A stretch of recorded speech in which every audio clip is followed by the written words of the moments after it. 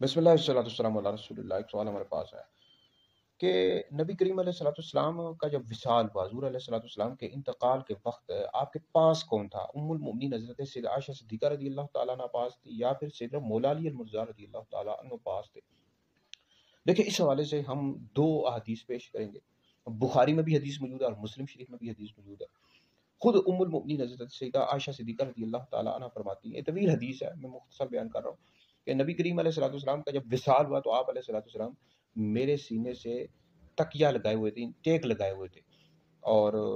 آپ کا جو وصال ہے میرے حجرے میں ہوا ہے۔ امام مسلم رحمۃ اللہ علیہ نے باب باندھا ہے، باب فضل عائشہ کا اس میں بھی یہ حدیث لے کر آئے ہیں کہ نبی کریم علیہ الصلوۃ والسلام کا جب انتقال ہوا تو آپ ام المؤمنین حضرت عائشہ صدیقہ رضی اللہ تعالیٰ عنہ کے سینے سے ٹیک لگائے ہوئے تھے، اور آپ کا وصال آپ ام المؤمنین کے حجرے میں ہوا، گھر میں ہوا۔ تو یہ ام المؤمنین حضرت عائشہ صدیقہ رضی اللہ تعالیٰ عنہ کی شان ہے، مرتبہ آپ کے فضائل میں سے ہے کہ نبی کریم علیہ السلام کا وصال آپ کے گھر میں ہوا، آپ کے حجرے میں ہوا، اور نبی کریم علیہ السلام کی جو قبر مبارک ہے یہ آپ کے گھر حجرے میں ہی بنی ہے۔ ساتھ حضرت سیدنا ابوبکر صدیق رضی اللہ تعالیٰ عنہ کی قبر ہے، اور ساتھ حضرت سیدنا عمر بن خطاب رضی اللہ تعالیٰ عنہ کی قبر ہے۔ تو یہ آپ کی بہت بڑی عظمت ہے، شان ہے۔ اب بات رہی جہاں تک مولا علی المرضی رضی اللہ تعالیٰ عنہ کے حوالے سے بعض علماء بیان کر دیتے ہیں، تو اس میں یاد رہے کہ تطبیق بھی ہم دے سکتے ہیں۔ تطبیق اس طرح کہ وصال سے کچھ ٹائم پہلے ہو سکتا ہے کہ نبی کریم علیہ السلام نے مولا علی المرضی رضی اللہ تعالیٰ عنہ کو بلایا ہو ملاقات کے لیے، تو اس میں پھر کچھ علماء نے بیان کر دیا کہ مولا علی المرضی رضی اللہ تعالیٰ عنہ وصال کے وقت موجود تھے، لیکن جو احادیث بتا رہی ہیں وہ یہ بتا رہی ہیں کہ وصال کے وقت ام المؤمنین حضرت عائشہ صدیقہ رضی اللہ تعالیٰ عنہ پاس عبارت تطبیق بھی دے سکتے ہیں کہ وصال سے پہلے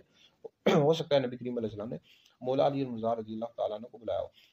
اب باقی رہا میرا جو تجربہ ہے یا مشاہدہ ہوئی ہے، اس طرح کی جو باتیں ہوتی ہیں، جو روافظ ہوتے ہیں، شیعہ،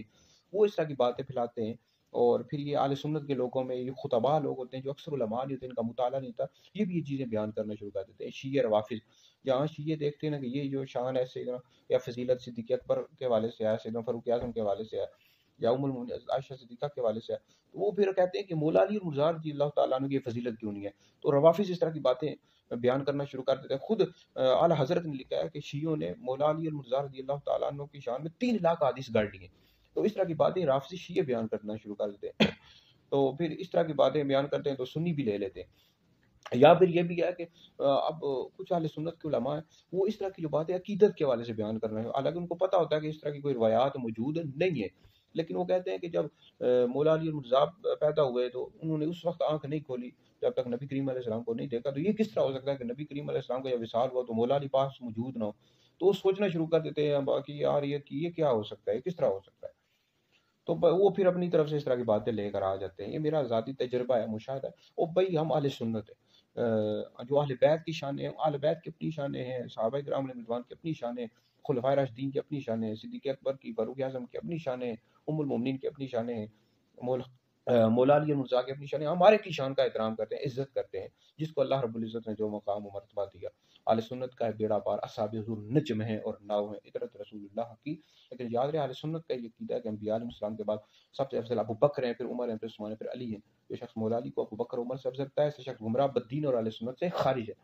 تو مولا علی مرضی رضی اللہ تعالیٰ عنہ کی بھائی بے شمار شانیں، جتنی زیادہ فضائل میں مولا علی مرضی کی احادیث ہیں اتنی اور کسی صحابی کے حوالے سے نہیں۔ تو بہرحال یہ ام المؤمنین عائشہ صدیقہ رضی اللہ تعالیٰ عنہ کی فضیلت ہے کہ نبی کریم علیہ الصلوۃ والسلام وصال کے وقت آپ کے گھر میں موجود تھے۔ بخاری میں بھی حدیث موجود ہے اور مسلم میں بھی حدیث موجود ہیں۔